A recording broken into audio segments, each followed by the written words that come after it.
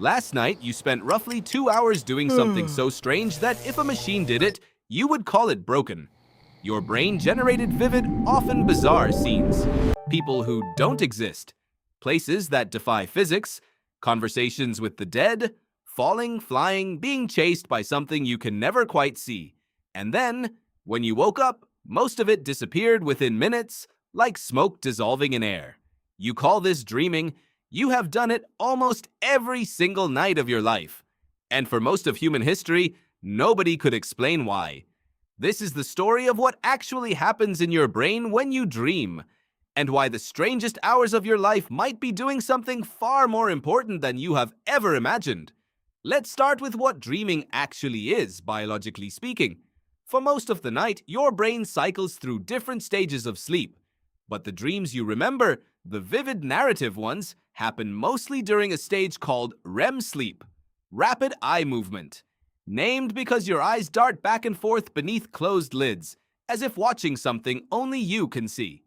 Neuroscientist Matthew Walker at the University of California, Berkeley has spent decades studying what happens inside the sleeping brain. What he found is almost paradoxical. During REM sleep, your brain is nearly as electrically active as it is when you are awake. Some regions are actually more active, but your body is almost completely paralyzed, a temporary condition called REM atonia. Your muscles go slack. You cannot move, even though your brain is firing as if you are running, fighting, falling. Why would evolution build something so strange? A state where the mind races but the body is locked down. The leading theory is unsettling and elegant at the same time. Without that paralysis, you would physically act out your dreams. There is, in fact, a rare condition called REM sleep behavior disorder, where the paralysis fails. People with this condition have been documented punching, kicking, even attempting to flee their beds while still asleep, acting out the content of their dreams in real time. The paralysis is not a flaw. It is a safety mechanism. Your brain races through an imagined world, and your body simply refuses to follow. But why does your brain need to race through an imagined world at all? For decades, the dominant scientific answer was almost dismissive. Dreams, many researchers argued, were simply the byproduct of neural noise. Random electrical activity that your cortex, desperate to make sense of anything, weaves into a story. Under this view, dreams meant nothing. They were static, and your brain was just the radio trying to find a signal in it. But more recent research has pushed back hard against that idea. Psychologist Rosalind Cartwright at Rush University spent her career studying the relationship between dreaming and emotional processing. What she found, again and again, was that dream content was not random. It was thematically connected to the emotional concerns of the dreamer's waking life. People going through divorce dreamed about loss and abandonment at far higher rates than control groups.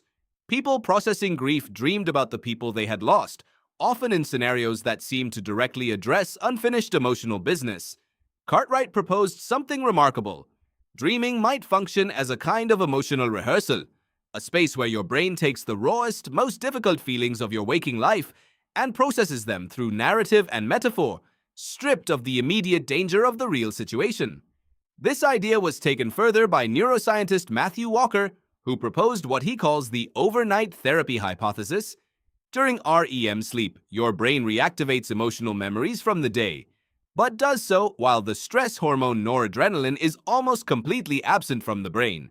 You re-experience the emotional content of difficult memories, but without the chemical signature of stress that was attached to them when they happened. Walker's research found that people who slept and dreamed after an emotional experience showed reduced amygdala activation when recalling that memory later, compared to people who stayed awake. The memory was still there. The emotional sting was measurably softer.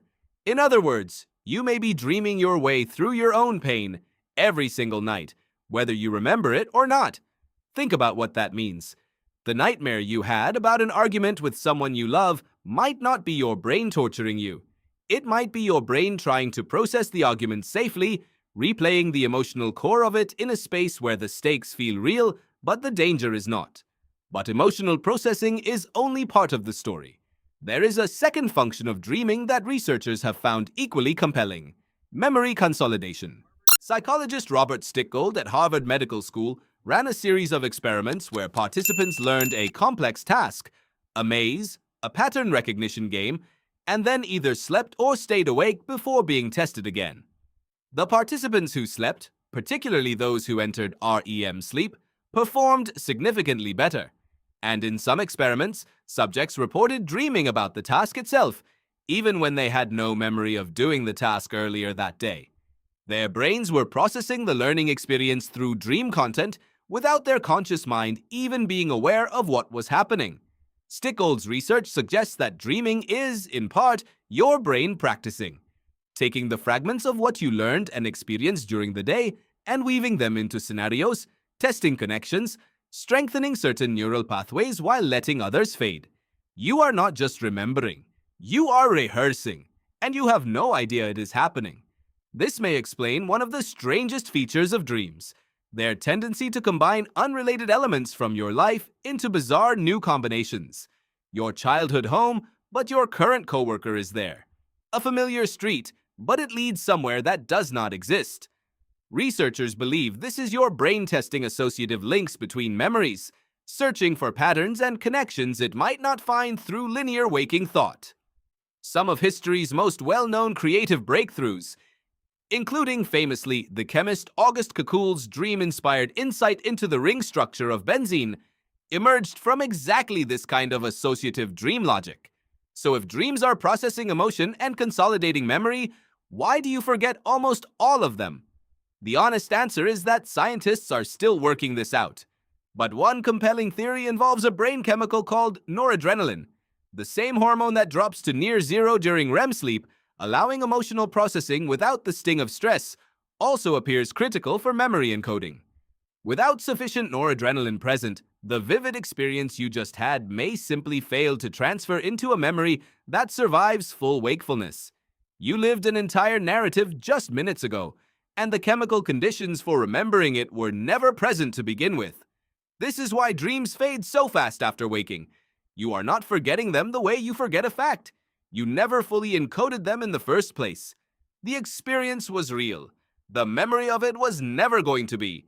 And yet, the content was not meaningless. The processing happened. You simply will not get a receipt for it. Here is the strange truth sitting at the center of all of this. Every night, your brain runs an entire department of unconscious labor while you are completely unaware. Sorting emotional memories and softening their edges, testing new neural connections between unrelated ideas, rehearsing skills you practiced hours earlier. All of it happening in a theater built entirely out of your own neural activity, with your body locked safely outside the action. You wake up and remember almost none of it. You call it nothing. You move on with your day.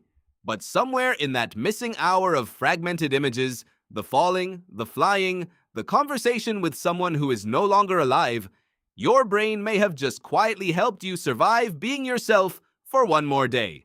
Tonight, when you close your eyes, the same process will begin again.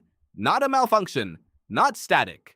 A small, ancient piece of machinery doing the work it has always done, long before you had any language to ask what it meant.